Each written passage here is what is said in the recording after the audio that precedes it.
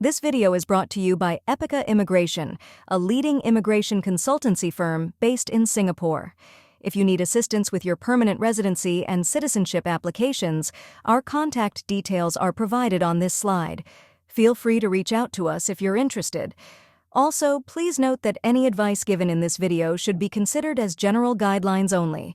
For more in-depth details and personalized assistance, we encourage you to contact us at Epica Immigration directly. Today, many people are looking to hire professional agencies for PR or citizenship applications. With numerous service providers in the market, each offering a range of services and commitments, it can be challenging to choose the right one. This presentation will provide you with some valuable tips on how to make that decision. More importantly, it will also highlight key areas where you need to be cautious. In early 2024, we compiled data that revealed some striking trends over the past 5 years. Out of all the companies registered in Singapore to provide immigration services, 95% eventually closed down. The primary issue in this sector is the low barrier to entry. Essentially, anyone who is a Singaporean or Singapore PR can start a business and offer immigration services, attempting to capitalize on the demand. Unfortunately, running such a business is not as simple as it seems. It comes with its own complexities, and managing the business model is quite tricky. The table below summarizes data on 142 such companies. As you can see, only 12 of these companies are currently active. Most of the others have been struck off, liquidated, or are inactive. One of the things we recommend is to check the quality of the service provider's website. Have they put in any effort to make it look professional? Does it contain any guiding content? This kind of content is equally important as it shows their commitment to providing valuable information. In many cases, you'll find that the website consists of only 1 or 2 pages, with one serving as a landing page for their advertising campaign. A well-maintained and informative website can be a good indicator of the service provider's credibility and professionalism. One crucial element we emphasize is transparency about pricing.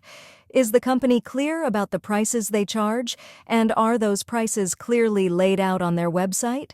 If not, you might want to reconsider engaging with such an agent.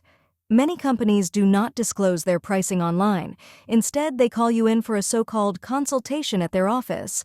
Once you're there, they often pressure you to sign up at a higher price. The majority of small service providers, often just a 1- or 2-person operation, typically list only a mobile number as their contact information on their website.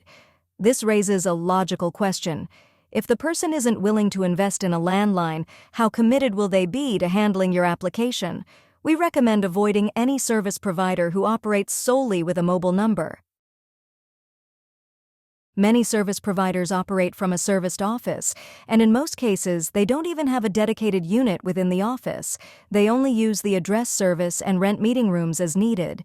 When a business is run this way, it indicates that the promoter has minimal investment in their business.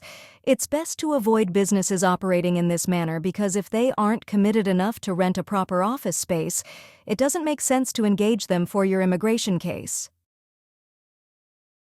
Sometimes you will notice that a service provider's track record or claims seem unrealistic and exaggerated. For example, someone might promise a 99% success rate, which can be tempting.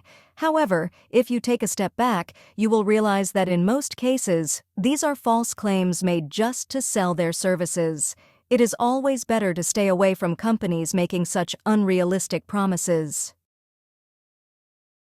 Another situation to watch out for is when a service provider offers unrealistically low prices for your case. For example, if someone offers you unlimited filing for $1,000, it's likely too good to be true, as no business can operate at such prices in Singapore. Many of these companies eventually close down, collecting your $1,000 and then shutting their doors. When this happens, your only option is to take them to court, but for $1,000, who would bother? So, use common sense when evaluating prices and claims. If something seems too good to be true, it probably is. If you find the registration number of a company in ACRE records, the first 4 digits tell you the year it was incorporated. So, if you're checking out a service provider, you can look up their registration number online to see when they started. If they say they've served 10,000 customers and were incorporated in 2023 or 2024, you can use that information to figure out if their claim holds water and if they can be relied on. Let me tell you about this interesting story of a company that used to be huge at one point but eventually shut down. They were based right here in the city and focused on immigration services, growing rapidly and becoming quite big. But when competition intensified and prices dropped, they struggled to keep up. The management realized the company was broke and couldn't pay their employees for months. Many of them complained to the Ministry of Manpower. Yet, right up until their final days, they were aggressively advertising to attract new leads and signing up customers, even though they knew none of them would actually get served because the company was going under. Their sole aim became running ads, getting new customers, and maybe pocketing a few $100,000 before leaving the company in a mess.